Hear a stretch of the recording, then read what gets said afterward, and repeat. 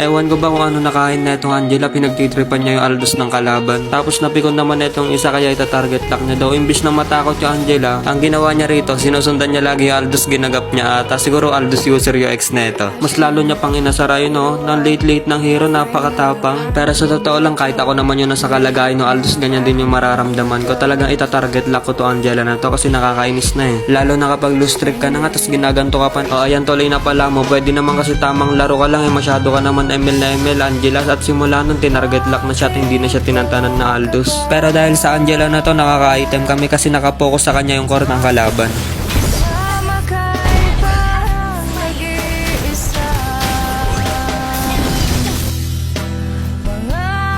Tapos dito guys, tutulungan ko sana yung Angela kasi malapit lang siya sa amin, kaso nga lang nagdamay pa ako.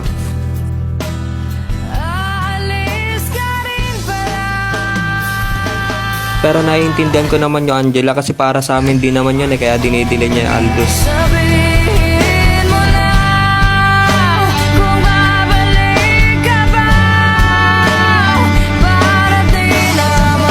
Tapos dito inultihan niya na naman yung Angela sa sobrang gigil niya. Pero hindi ako papayag na mangyari yung binabalak mo Aldous, prinsesa namin yan kahit puro TV at KS yan. Walang pwedeng gumalaw dyan, sinasabi ko sa'yo men.